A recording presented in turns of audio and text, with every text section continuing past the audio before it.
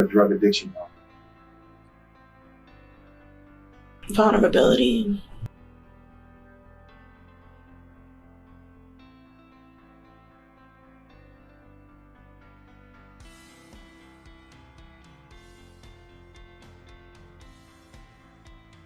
I believe that this pandemic has been masculine. You have fathers, you have brothers, you have uncles, you have sons that don't know what to do in an environment that's being challenged. When some men find themselves looking at challenges, they don't always know what to do with that challenge. Men sometimes fear the ability of not being able to do. Having that fear takes away so much from us. Having that fear and not knowing how to deal with it takes so much from us. Knowing that as a man that you have to rely on something else or someone else takes a lot from you. The men in my community and in the community that I serve are facing the same issue. You're talking about joblessness. You're talking about not being able to provide for your family. It's an issue. No matter what side of the country you come from, it's an issue. So when you talk about the challenge, it's a real challenge.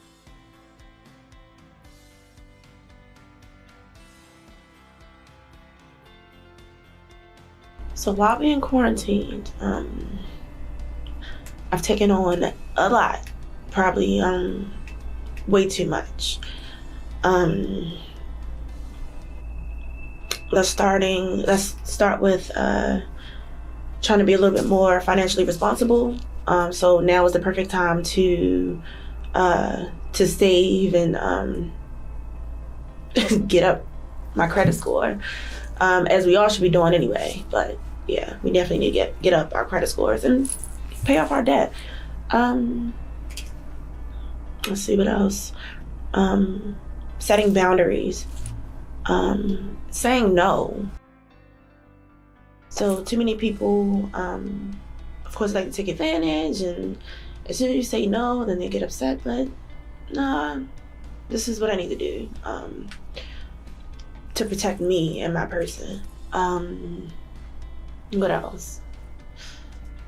Looking into colleges so I can achieve getting my master's. Hopefully as an administrator. That's my dream.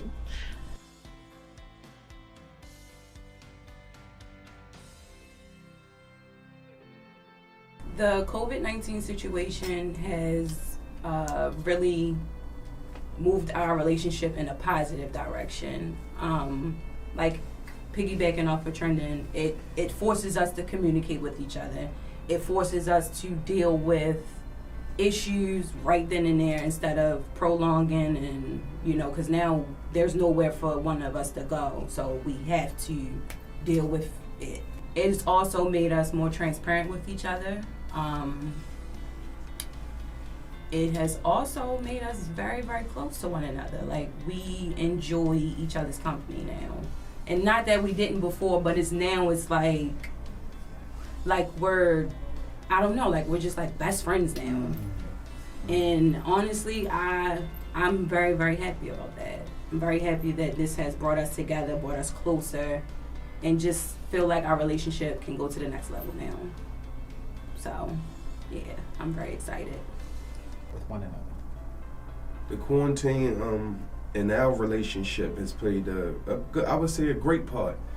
And the reason of that is because we had a chance to sit down and basically figure out financial situations, how to pull ourselves out of that, how to save more money, how to bring in more money, for her to start her own business, and things like that. Relationship-wise, it has helped us because the communication is better. We learned how to deal with situations where, like, arguments and stuff like that. We deal with it right away. It don't linger. We don't go to sleep mad with each other. We just find a way. So I feel like it impacted our relationship greatly.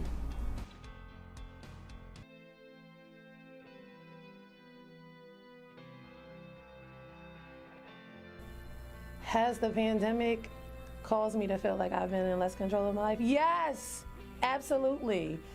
This is the most not in control I've been in my entire life, and it is the scariest journey I've ever been on next to having lupus. I say this every time someone asks me about my therapy journey. What is it like? And to be quite honest, it's the hardest thing I've ever done outside of being diagnosed with lupus in 2013. Mainly because it has challenged everything I knew about me, my life, what I thought I was in control of. And so yes, it has. But the flip side of it has been, it is the scariest journey that I don't want to get off of, right? It is the scariest journey that there has been true results that I cannot describe, I cannot internalize, and things that you get to a point in your life where you feel like these things will never change, right? This is just going to be who I am. I'm always going to be a control freak. I'm always going to, need to be in control of every single thing, every person in my life. And then you have these moments through therapy, and someone like Angela Harper snatches your edges and collects the pieces of your life, and you realize that, nope, that's not really how that works. And you do have the skills to do something different. And so that's the part that is out of control as my life feels right now. The flip side of it is I'm in control of the parts that matter. And that's the change. That's the seeing myself on the other side of COVID-19 or on a pandemic, seeing myself on the other side of brokenness and disappointment and frustration. So yes, it has been, I've felt like I've been out of control, but I've actually felt like I have direction now.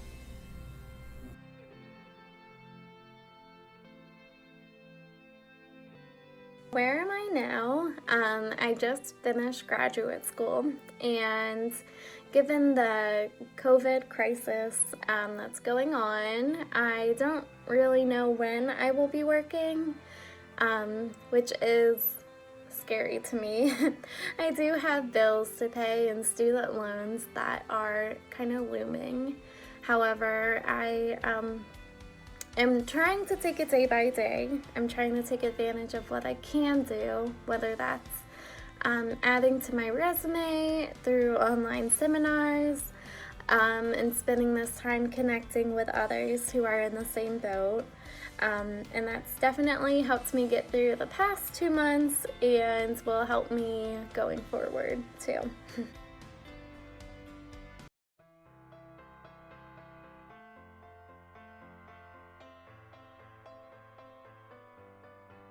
I believe that therapy would be beneficial to inner city young people, but also to just all of us.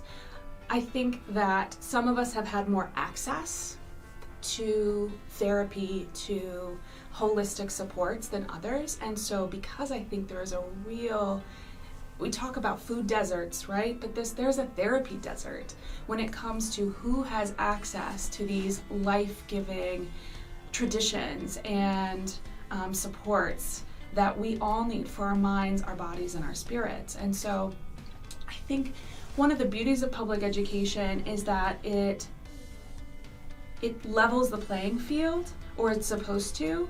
But I think that because there is a understandable separation of church and state, it sometimes becomes difficult if you are a spiritual person to figure out how to offer not just body and mind supports, but spiritual support for our young people, because they are creatures of spirit. And so I'm trained in trauma-informed yoga, and I think that it's this little place that gives me some room to support our young people in body, mind, and spirit without treading on people's religious beliefs and creating that sanctity which says, I'm not going to offer anything that's going to tread on your personal spiritual beliefs. And so yoga is this ancient tradition, 3,000 years old, and while we might have in our mind the last 100 years of it arriving in Hollywood and like the glam and the Lululemon and these like lithe body postures and all of these things on Instagram, that's not yoga.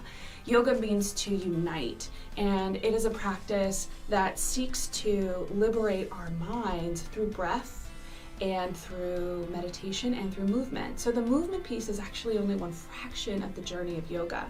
And so I've begun to offer breath practice every morning with my young people.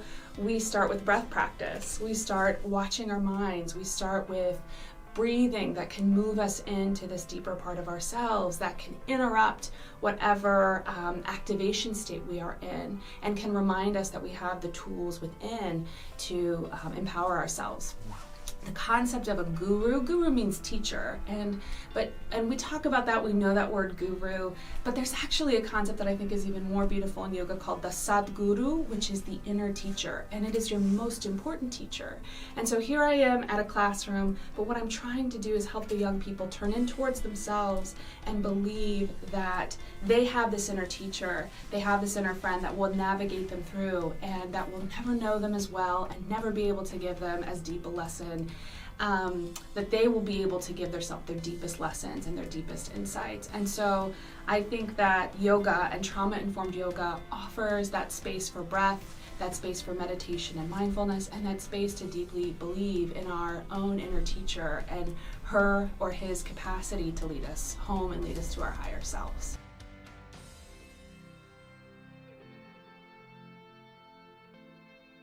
Iron sharpens iron. And I say that because without my brother, my friend, my uncle, my son, holding each other together, we could not be able to get through this.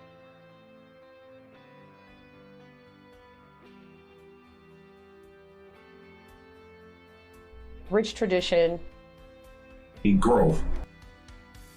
Opportunity. The transformation and change. Potential and determination.